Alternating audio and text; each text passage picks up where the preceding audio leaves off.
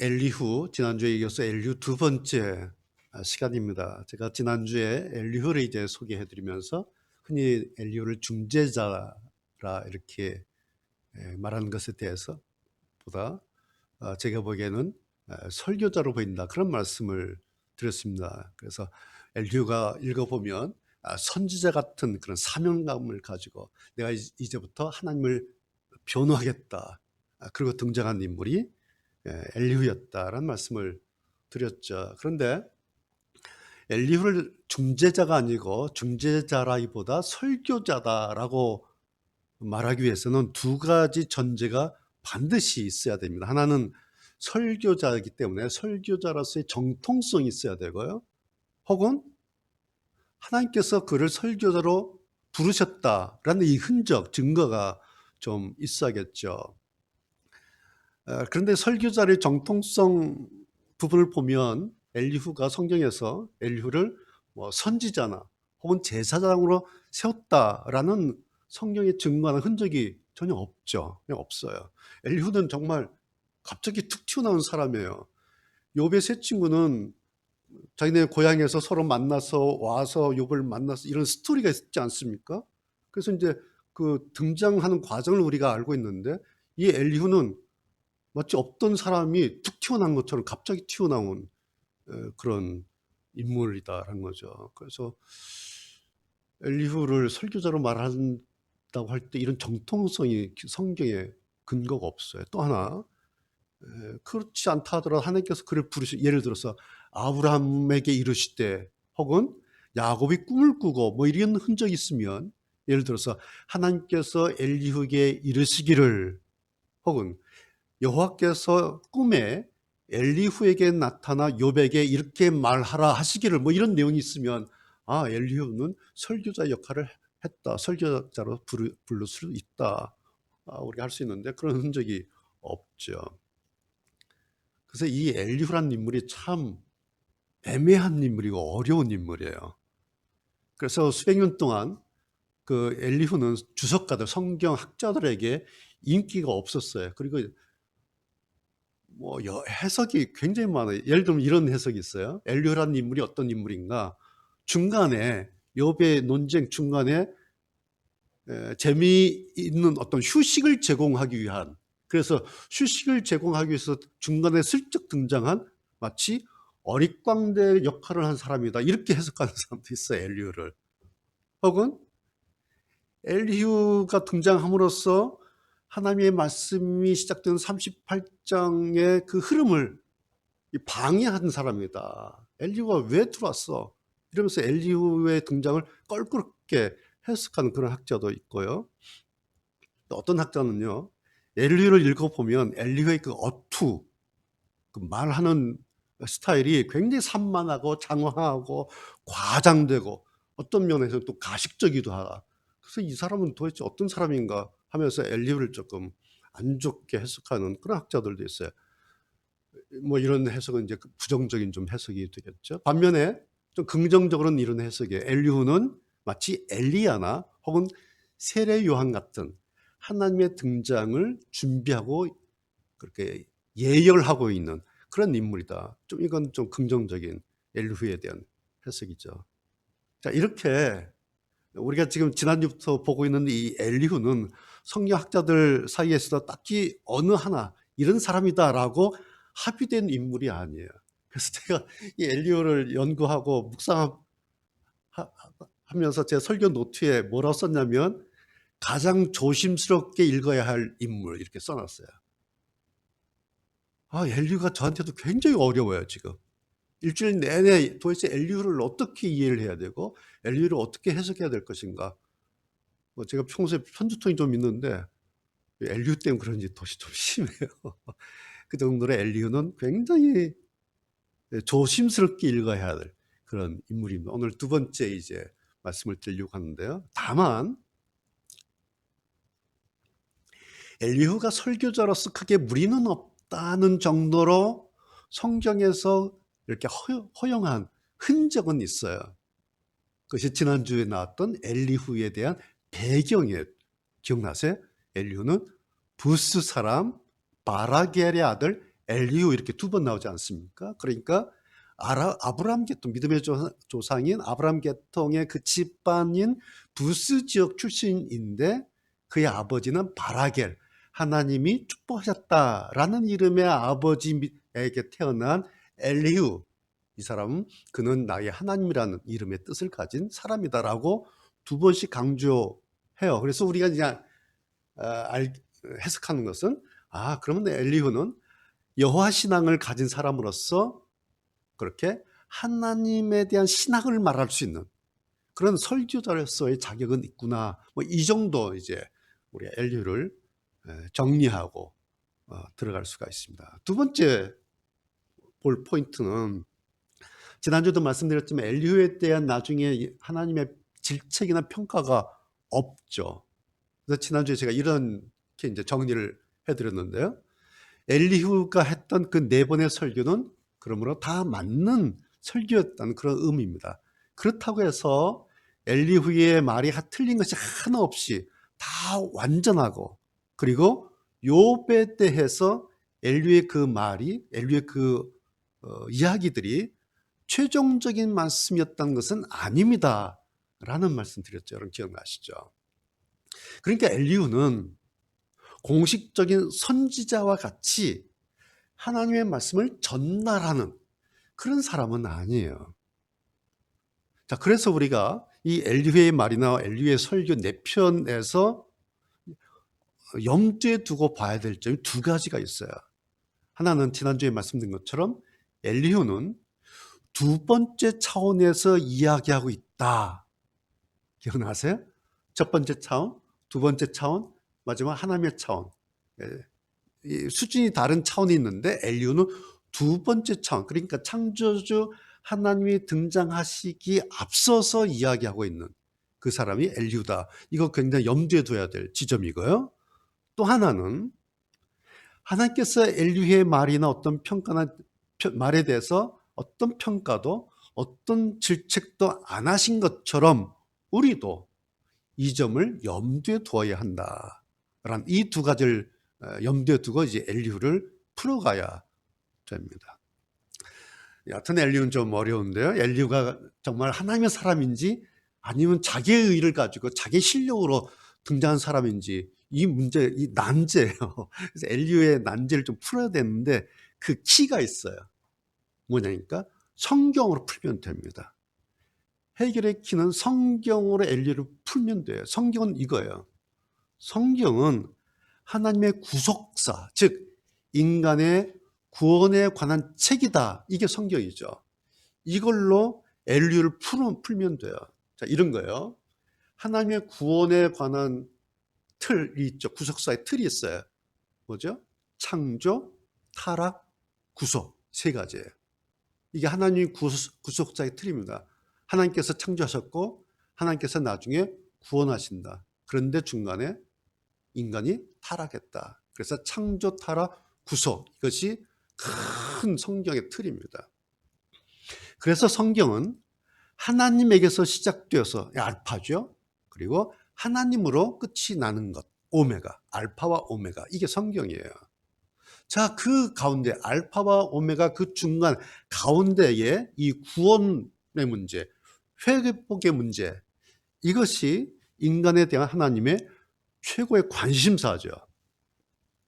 이것을 성경은 이것이 하나님의 사랑이다. 인간을 구원하기 위한 하나님의 최고의 관심사, 이것이 하나님의 사랑이다. 성경은 이렇게 이제 말하고 있죠. 여러분, 이런 것을 보여주는 것이 창세기부터 계시록까지 이런 게 성경이에요. 성경 다 이렇게 돼 있어요. 그리고 그 가운데 하나가 오늘 우리가 계속해서 보고 있는 오늘 23번째네요. 욥기예요. 그래서 지난주에 욥기를 제가 다시 정리하면서 1장의 그 욥기는 하나님의 천상회의에서 시작되어서 마지막 하나님께서 등장하셔서 말씀하시는 것을 끝납니다. 그래서 욥기라고 하는 것은 하나님의 차원에서 시작해서 하나님의 차원으로 끝나는 책입니다. 그렇게 이제 욥기를 정리를 해드렸죠. 바로 이거예요. 오늘 이 엘리후가 처음 알파와 마지막 오메가, 이 두 가지 가장 중요한 하나님의 구속사인 창조와 구속을 말했다는 사실입니다. 그것이 오늘 성경 본문의 6절에 나오는 피조물, 하나님의 피조물이라고 하는 것과 24절에 그 몸값이라고 하는 이 두 단어예요. 이 두 단어가 하나님의 구속과, 하나님의 창조와 하나님의 구속을 말했다는 거죠. 먼저 6절 잠깐 다시 보실까요? 6절에서 엘리후가 욥에게 당신아 나나 우리는 하나님의 피조물입니다, 이런 말을 하지 않습니까? 성경에 보면 용어가 하나님께서 만드셨다, 지으셨다, 이런 용어로 이제 하나님의 창조를 얘기를 해요. 그래서 창세기에 보면 하나님께서 만드신 혹은 하나님께서 지으신, 이렇게 이제 표현을 합니다. 욥도 3번씩이나 당신이 손수 만드신 나, 또 14장에서 당신의 손으로 만드신 저, 혹은 31장에서는 나를 어머니 태에서 만드신 분. 그래서 이 피조물의 개념을, 용어를 창세기나 욥은 만드신 혹은 지으신, 이런 용어를 썼어요. 여러분, 만드셨다, 지으셨다 라고 하는, 이렇게 하는 용어하고 피조물이다, 내용 같아요. 내용은 같은데 조금 뉘앙스가 달라요. 어떻게 다르겠어요? 만드셨다, 지으셨다라고 하는 것은 하나님 쪽에서의 창조 관점이에요. 하나님께서 지으셨고 하나님께서 만드셨다. 그래서 창조주 하나님이 강조되는 용어예요. 만드셨다, 지으셨다. 그런데 엘리후가 표현한 우리는 피조물이다 라고 하는 것은 사람 쪽에서의 창조 관점이죠. 나는 하나님의 피조물이야. 내 쪽에서 하나님의 창조를 이야기하는 거예요. 그러니까 피조물이라고 하는 용어는 피조물로서의 인간을 강조하는 거다라는 거죠. 내용은 똑같아요. 그런데 강조점 포인트가 달라요. 만드셨다. 이 이야기를, 이 용어를, 피조물이라고 하는 이 용어를 엘리후가 성경에서 말을 한 거예요. 그래서 지난주에 제가 이런 말씀 드렸죠. 바로 엘리후의 이것이 우리는 하나님의 피조물이다라고 했던 이 고백이 욥기의 결말로 넘어가는 결정적인 시작점입니다. 욥기 이제 결말, 하나님이 등장하신 그쪽으로 넘어가는 결정적인 시작점이 피조물이라고 하는 이 고백이에요. 그리고 이 피조물이라고 하는 고백의 시작점의 끝이 뭐겠어요? 창조주 하나님이시죠. 바로 이것이 욥기입니다. 지난주에 이제 결론 부분에서 제가 이렇게 말씀드렸는데 아마 여러분 기억이 될 겁니다. 자, 다시 좀 정리하면 이런 거예요. 욥이 만드셨어. 욥도 말했어요. 하나님 나를 지으신, 나를 만드신, 그렇게 만드셨다고 말하고 욥은 그냥 넘어갔어요. 그냥. 근데 그 말을 엘리후가 우리는 하나님의 피조물이다, 이렇게 다시 꺼내서 상기시켜 준 겁니다. 욥이 말하고 지나간 그 이야기를 엘리후가 다시 꺼내서 우리는 피조물입니다. 그래서 우리는 하나님의 피조물이라는 이 전제로 설교한 엘리후는 사실은 하나님의 구속사라고 하는 성경의 가장 큰 맥락에서 볼 때 얼마나 중요한 말을 던졌는가, 바로 그 점이에요. 그래서 이렇게 중요한 성경 포인트를 제대로 확인시키고 제대로 드러냈던 이 엘리후를 여러분 성경은 침묵으로 지지하고 있는 것이 아닐까라는 거예요. 어떻게? 질책하지 않음으로써. 여러분, 우리 부모가 그러지 않습니까? 우리 자녀들이 철들고 고마우며 마음에 내 아이 철들었네, 고맙다, 그러면서 부모는 말하지 않고 그냥 마음에 품죠. 하나님이 그런 심정 하실까 싶어요. 여러분, 이 대목에서 엘리후가 우리는 하나님의 피조물입니다 라고 고백했을 때에 이 대목에서 하나님께서 엘리후를 얼마나 흐뭇해 하시고 얼마나 좋아하셨을까, 그런 마음이 드는 거예요. 왜요? 여러분, 하나님께서 제일 좋아하셨던, 제일 신나셨던 일 기억나시죠? 다 만들어 놓으시고 보시기 힘이 좋았다. 그거예요. 근데 그거를 엘리후가 건든 거예요.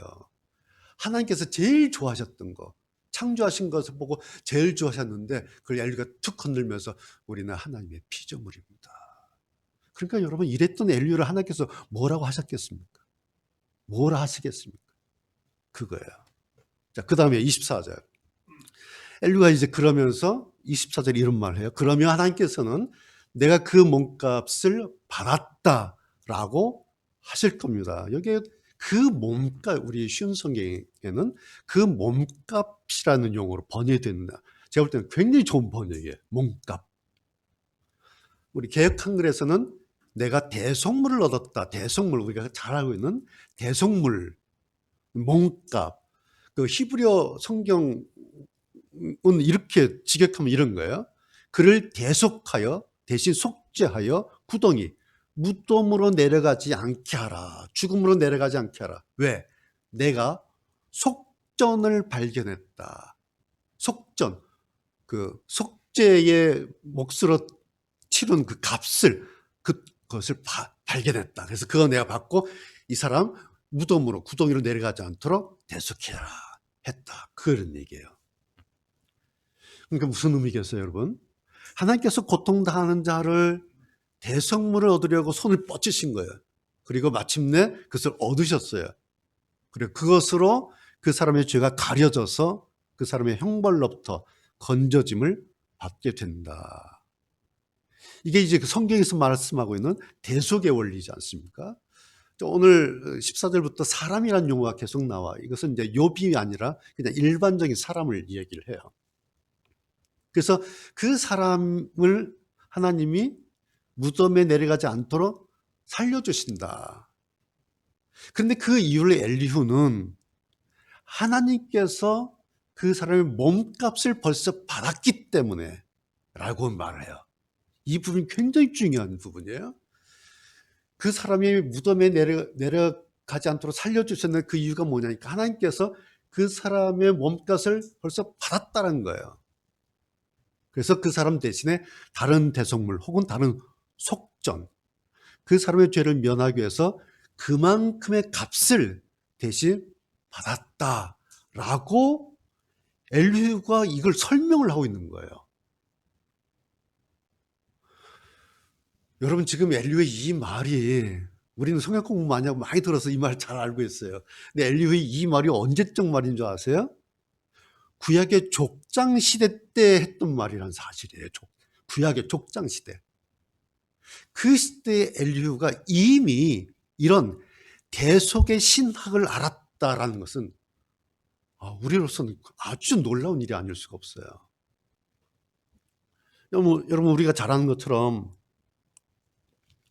성경에서 대속물이라고 하는 것은 뭐예요? 장차 이 땅에 인간의 몸을 입고 오셔서 십자가에서 대속의 피를 흘리신 중보자 예수 그리스도를 우리가 대속물로 성경에서 말씀하고 있지 않습니까? 그래서 신약의 그림자로 장차 오실 그 메시아의 대속의 사건이 오늘 구약의 이 엘리후의 입을 통해서 희미하게라도 이렇게 말해줬다라는 거예요.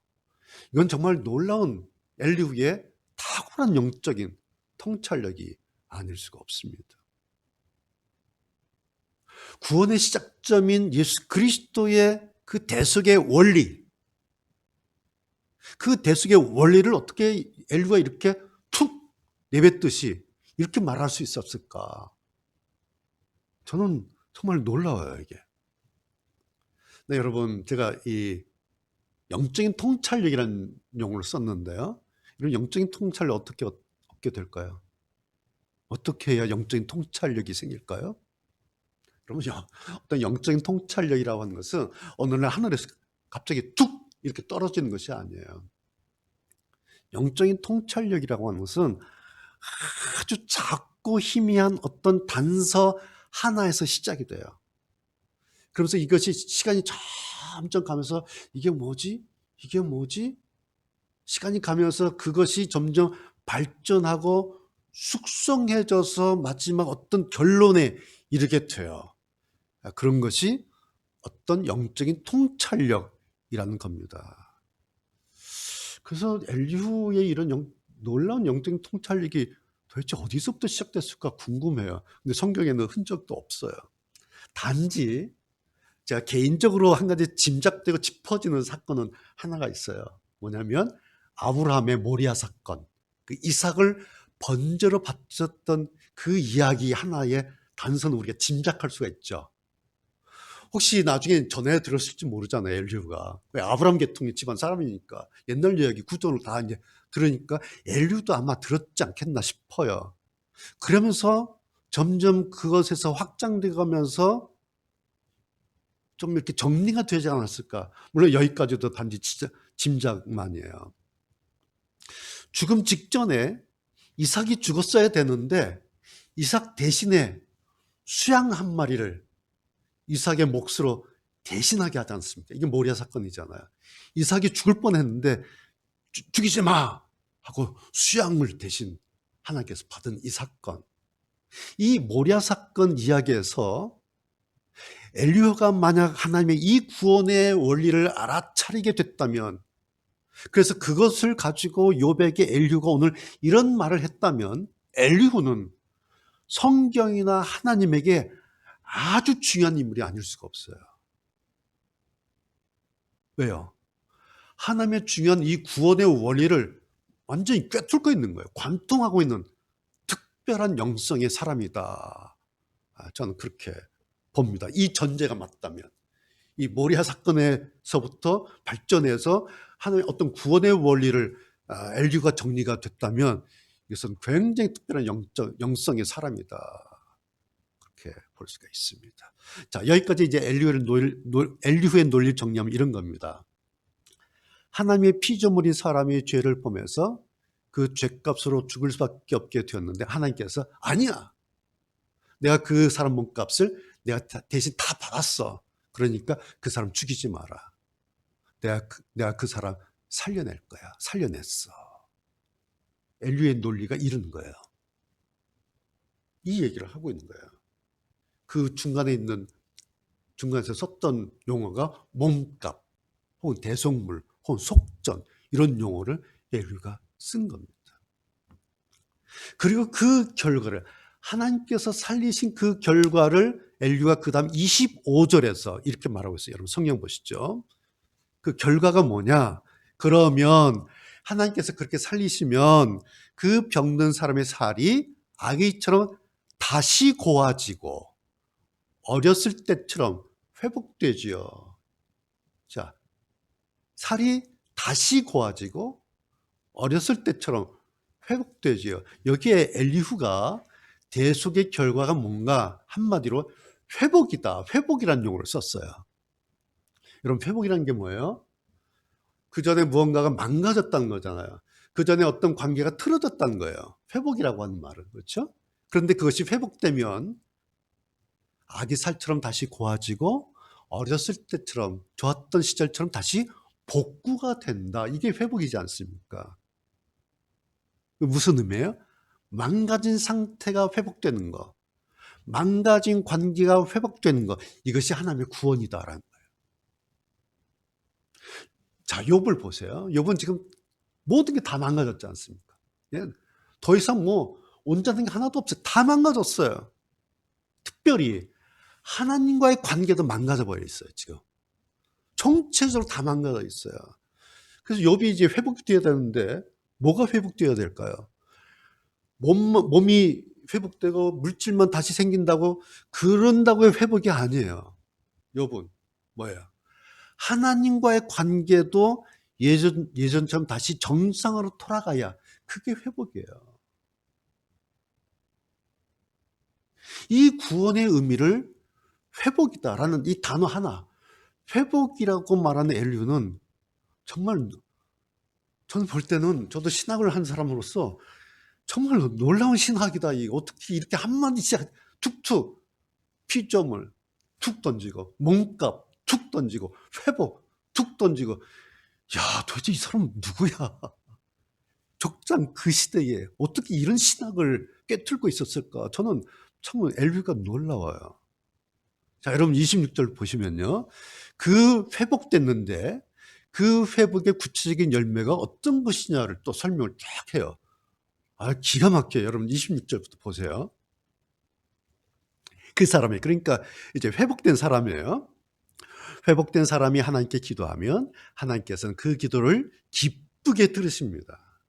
그리고 그 사람의 마음은 정말로 하나님께 대한 감사로 가득 차게 되겠죠. 그리고 하나님께서 그 사람을 의롭게 회복시켜 주실 것입니다. 그러면 그 사람은 사람들 앞에서 찬양하면서 나는 죄를 지었어. 부정한 짓을 저질렀어요. 그러나 내가 받아야 할 벌을 나는 받지 않았으나. 왜? 하나님께서 나를 무덤에서 건져주셨기 때문에 그렇습니다. 그래서 저는 이제 이렇게 환한 세상을 봅니다. 라고 말할게 될 것입니다. 누가? 그렇게 회복된 사람은. 욥이 지금 이걸 듣고 있는 거예요.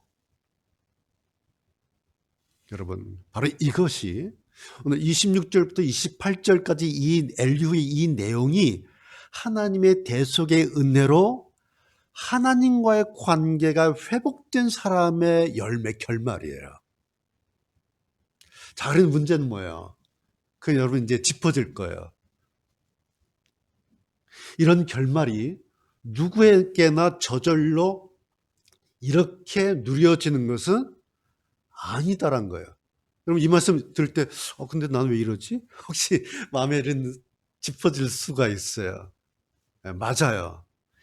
이런 회복된 사람, 하나님과 관계가 회복된 사람의 결말이 누구에게나 저절로 이렇게 누려지는 것은 아니다라는 거예요.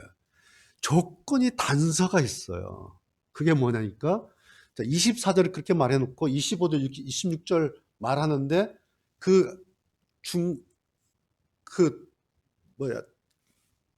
뭐랄까요? 초입에 걸었던 말이에요. 뭐예요? 그 사람이 하나님께 기도하면 이거예요. 이게 아주 중요한 단서, 아주 중요한 조건이에요.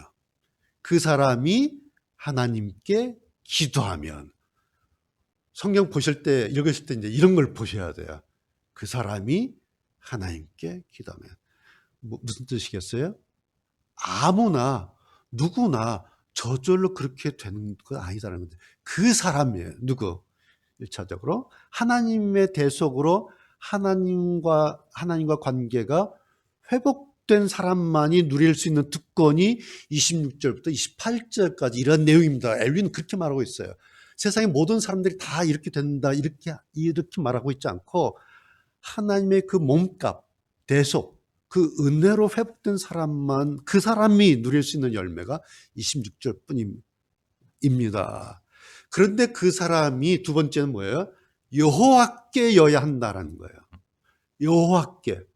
방향의 주체가 하나님이에요. 우리 인간은 그 하나님에 대해서 단지 의존적이에요. 구조가 이렇게 돼 있어요. 주체는 하나님이시고 우리는 의존적인 이런 구조가 여기 하나님께, 그 사람이 하나님께, 그러니까 내가 그 하나님 쪽으로 향하고 있어야 된다. 이런 구조를 엘리후가 지금 말하고 있는 거예요. 이게 아주 중요한 구조죠. 여러분 근데 이게 뭔지 아세요? 그게 기도라는 거예요. 엘리후가 말한 기도는 이런 거예요. 기도하면 그 사람이 여호와께 기도하면 하나님 쪽으로 향하는 것, 이걸 기도라고 얘기하고 있어요. 지금 우리가 단지 뭔가를 구하느라고 중얼거린 것, 그것이 기도가 아니라는 얘기예요. 엘리후의 견해는 뭐냐니까 하나님께로 향하는 것이어야 그것이 기도다라는 거예요. 이런 거예요. 우리가 기도의 방향과 기도의 관심, 내가 지금 이제 기도 제목 가지고 기도하지 않습니까? 그런 기도의 방향과 기도의 관심이 자기가 구하는 쪽에 있어요. 내가 구하는 쪽에 있어요. 그러면서 하나님을 그쪽으로 이렇게 몰아가는, 하나님 이거 이쪽으로 오세요. 이거 해결하세요. 라고 하나님이 내 기도 쪽으로 몰아가는 것은 그것은 기도가 아니라 그것은 주문이다라는 거예요. 오더. 이거 주세요. 라고 하나님 저쪽에 대고 오더를 내리는 거. 그걸 주문이에요. 그런 것은. 엘리후가 말한 기도라는 건 이런 거야. 내가 구하는 것을, 내가 구하려고 하는 것을 하나님 쪽에 내어드리고 그것을 하나님께서 이루시도록 하나님께 간청하는 것, 그것이 기도다라는 거예요. 여러분 구분이 좀 되세요? 이 뉘앙스가 분명하지는 않아요, 사실은. 애매해요. 그러나 여러분 잘 생각해 보시면은 이 경계선이 있어요. 내가 구하는 것을 하나님 쪽에 내어드리고 그것을 하나님께서 이루시도록 하나님께 간청하는 것을. 그것이 기도다. 그러기 위해서 중요한 것이 뭔지 아세요? 기도하기 전에, 기도 이전에 우리 삶의 방향 전체가 하나님 쪽으로 향해 있어야 된다는 거죠. 그러다가 어느 날 기도의 제목 있잖아요. 기도할 일이 있잖아요. 그럼 그것을 가지고 하나님 이거요. 하나님 어떻게 하죠? 하나님 이뤄주시길 바랍니다. 하나님 도와주시길 바랍니다. 라고 이것을 하나님 쪽에 내어드리고 하나님께 간청하는 것. 이것이 하나님께 기도하면이라는 뉘앙스예요. 그러면 어떤 일이 있을 때요. 하나님을 막 조르고요. 하나님을 막 윽박지르는 것. 그것은 비록 기도의 형식을 갖췄다 하더라도 기도는 아니에요. 그런 것은 주문이에요. 오더 내리는 거예요. 그러면 우리 하나님은요. 사람들 주문에 응대하는 그런 알바생이 아니에요. 하나님은 하나님이세요. 자, 오늘 엘리후를 다시 보면 엘리후의 이런 결론을 보면요. 결론이 이거예요. 아, 하나님 신앙은 복잡하지 않구나. 굉장히 심플해요. 하나님 신앙의 구조가 아주 심플해요. 뭐예요? 이거예요. 그 사람이 여호와께 구하면 이게 다예요. 그 사람이 하나님께 구하면. 근데 문제는 있어요. 문제는 뭐예요? 그 사람이 되지 못해서. 혹은 아직 그 사람이 아니어서가 문제예요.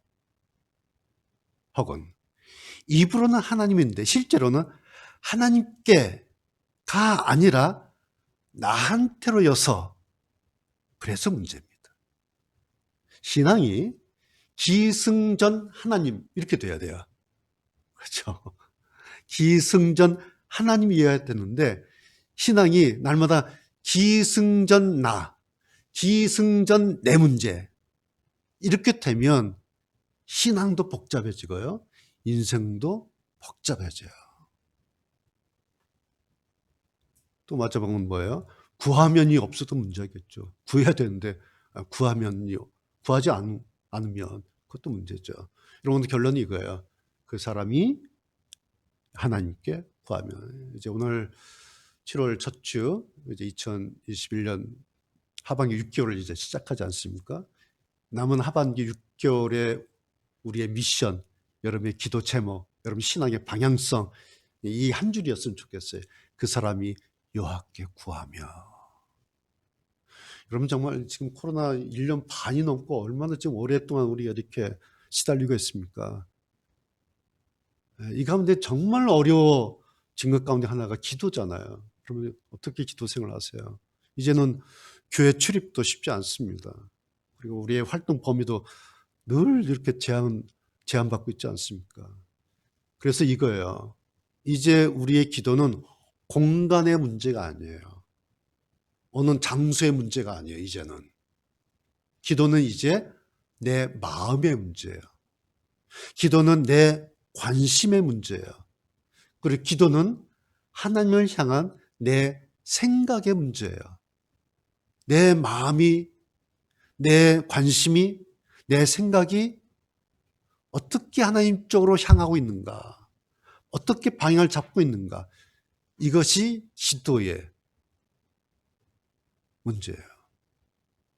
여러분, 기도할 마음이나 기도에 대한 관심이 식지 않으면 혹은 하나님을 향하는 생각이 흐려지지 않으면 우리의 기도는 그래서 언제든지 어디서나 계속 이어지고 계속 지속될 수 있습니다.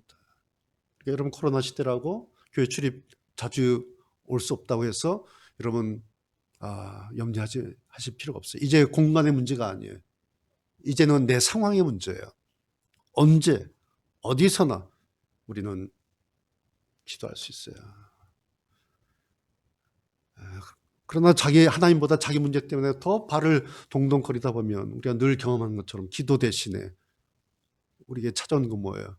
염려와 불안뿐이죠. 그래서 여러분, 오늘 결론적으로 말씀드린 건 이런 거예요. 이제 코로나 시대에 우리의 신앙의 방향, 또 기도의 작전 다 바꿔야 돼요. 이제 예전처럼 생각 없이 예전처럼 그렇게 하고 있다가는 세월만 갑니다. 신앙의 방향 바꿔야 되고 기도의 작전 바꿔야 돼요.